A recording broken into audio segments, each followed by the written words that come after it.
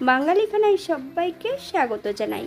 ডিম ওলের ডালনা করে খেয়েছেন? একবার আমার মতন করে সহজ পদ্ধতিতে আপনিও শিখে নিতে পারবেন ছোট ছোট টিপস সহ।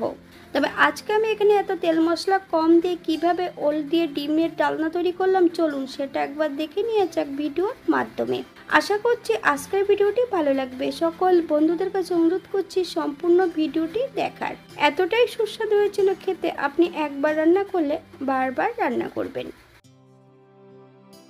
এখানে আমি আগের থেকে বেশ কিছুটা ওল কেটে ধুয়ে সেদ্ধ করে নিয়েছি একটু লবণ দিয়ে। তবে ওলগুলো কিন্তু আমি এখানে 60% মতন সেদ্ধ করে নিয়েছি। আপনারা এর থেকে কম বেশি সেদ্ধ করে নিতে পারেন।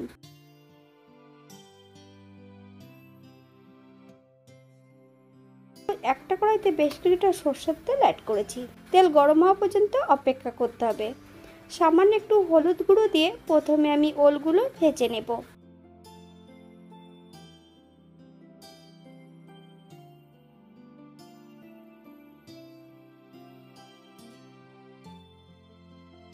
বাঙালি রান্না ঘরোয়া উপকরণ দিয়ে। আপনাদের যদি রান্নাগুলো পছন্দ হয় তাহলে চ্যানেলটি সাবস্ক্রাইব করে দিয়ে পাশে থাকবেন।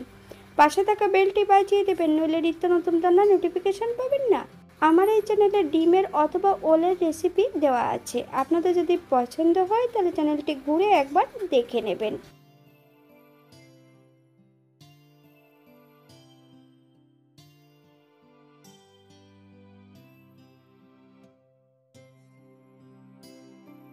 সম্পূর্ণ ওলের টুকরোগুলো তেল থেকে তুলে নিতে হবে।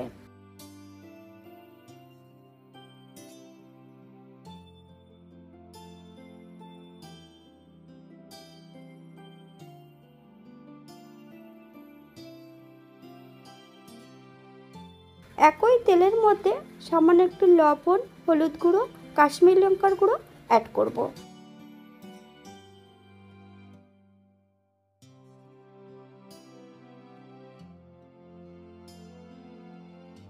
এখানে আমি 4টে ডিম সেদ্ধ করে খোসা পরিষ্কার করে রেখেছি। সম্পূর্ণ ডিমগুলো ভেজে নেব উল্টিয়ে পাল্টিয়ে, তবে খুব বেশি ভাজবো না। আপনারা আপনাদের পছন্দ মতন ডিমগুলো ভেজে নিতে পারেন।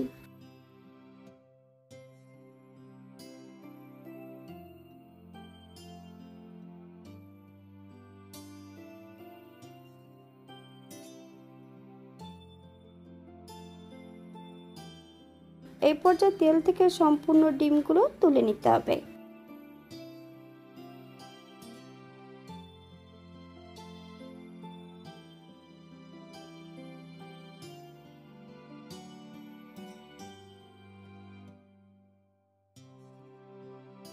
বেশ কিছুটা আবারও আমি সর্ষের তেল অ্যাড করব। ফোড়নে রেখেছি সাদা জিরে। ফোড়ন থেকে সুগন্ধ বেরোলে মিডিয়াম সাইজের 2টো পেঁয়াজ বেশ সরু সরু করে কেটে নিয়েছি। একটু লবণ আর হলুদের গুঁড়ো পেঁয়াজের গায়ে আগের থেকে লাগিয়ে রেখেছিলাম। 5 থেকে 7 কোয়া রসুন 80% মতন বেটে নিয়েছি। সম্পূর্ণ রসুনটা অ্যাড করতে হবে। পেঁয়াজ রসুন থেকে যতক্ষণ কাঁচা গন্ধ ছাড়বে ততক্ষণ বেশ ভালো করে ভেজে নেব। আগের থেকে বেশ কিছুটা মশলা বেটে রেখেছি। আদা, জিরে, ধনে, শুকনো লঙ্কা একই সঙ্গে বেটে নিয়েছি। এই পর্যায়ে বেশ কিছুটা শুকনো উপকরণ অ্যাড করব। হাফ চামচ কাশ্মীরি লঙ্কার গুঁড়ো, হাফ চামচ হলুদ গুঁড়ো। বেশ ভালো করে মিশিয়ে নিতে হবে। পেঁয়াজ ভাজার মাঝপথে অ্যাড করব হাফ চামচ লবণ। বেশ কিছুটা কাঁচা লঙ্কা ফালি দিয়ে অ্যাড করেছি। আপনারা যদি পছন্দ করেন তাহলে পরিমাণে বাড়িয়ে দিতে পারেন।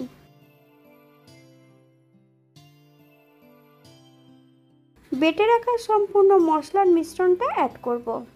মিডিয়াম সাইজের একটা টমেটোর অর্ধেকটা অ্যাড করেছি। আপনারা যদি পছন্দ করেন তাহলে পরিমাণে বাড়িয়ে দিতে পারেন। মশলাটা বেশ 4 থেকে 5 মিনিটের মতন মিডিয়াম আঁচে ভেজে নিতে হবে।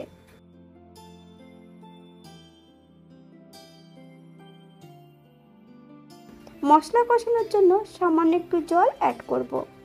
মশলা থেকে যতক্ষণ তেল না ছাড়ছে ততক্ষণ বেশ মশলাটা ভালো করে কষিয়ে নিতে হবে। তবে মশলাটা কিন্তু যত ভালো কষানো হবে তরকারির স্বাদ কিন্তু দ্বিগুণ বেড়ে যাবে।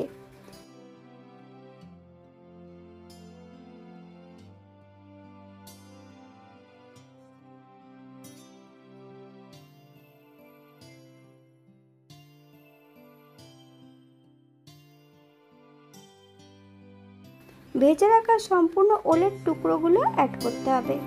মিডিয়াম আঁচে বেশ কিছু সময় ওলের টুকরো দিয়ে মশলা দিয়ে বেশ ভালো করে কষিয়ে নিতে হবে। আপনারা একবার স্ক্রিনটিকে ফলো করবেন।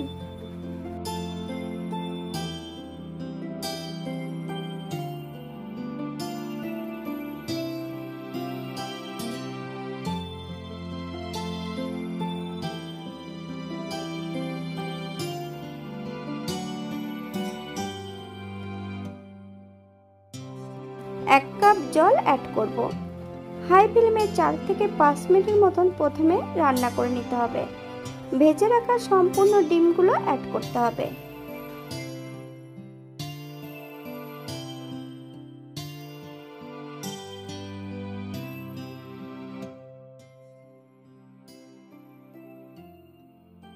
পাঁচ থেকে 7 মিনিটের জন্য ঢাকা দিয়ে দেবো মিডিয়াম আঁচে।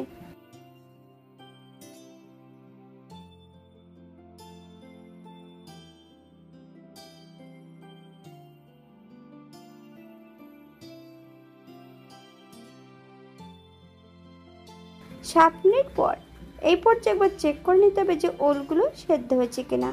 আমি ওলের টুকরোগুলো কিন্তু 60% সেদ্ধ করে নিয়েছিলাম। হাফ চামচ চিনি, আপনারা যদি পছন্দ করেন তাহলে পরিমাণে বাড়িয়ে দিতে পারেন। চিনি অ্যাড করার পর মিডিয়াম আঁচে 3 থেকে 4 মিনিটের মতন রান্না করে নিতে হবে।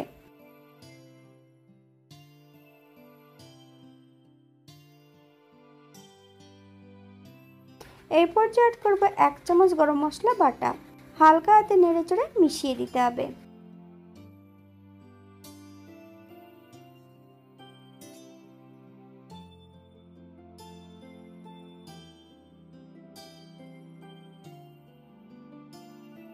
গ্যাসের ফ্লেমটা অফ করে দিয়ে 5 মিনিটের জন্য স্ট্যান্ডিং টাইম দেব, তারপর সার্ভ করব। আজকে আমি এই রান্নাটি করেছিলাম সম্পূর্ণ বাটা মশলা। আপনারা এখানে গুঁড়ো মশলা দিয়েও এটা রান্না করতে পারেন। রান্নার শেষ পর্যায়ে আপনারা এখানে ঘি অ্যাড করতে পারেন যদি পছন্দ করেন। এটা দেখতে যেমন ভারী সুন্দর হয়েছিল, এটা গরম ভাতে খেতে কিন্তু অসম্ভব ভালো হয়েছিল। আপনারা বাড়িতে একবার একই পদ্ধতিতে বানিয়ে নেবেন। এখানে যে আমি উপকরণগুলো অ্যাড করেছি আপনারা এর থেকে কম বেশি করে নিতে পারেন। আজকের ভিডিওটি এই পর্যন্ত। সবাই সুস্থ থাকবেন, ভালো থাকবেন। অন্যদিন নতুন রেসিপি নিয়ে আপনাদের সামনে আবার আমি হাজির হব। নতুন ও পুরনো সকল বন্ধুদের অসংখ্য ধন্যবাদ ভিডিওটি দেখার জন্য। হাতে যদি সময় থাকে তাহলে একটা লাইক, কমেন্ট, শেয়ার করবেন।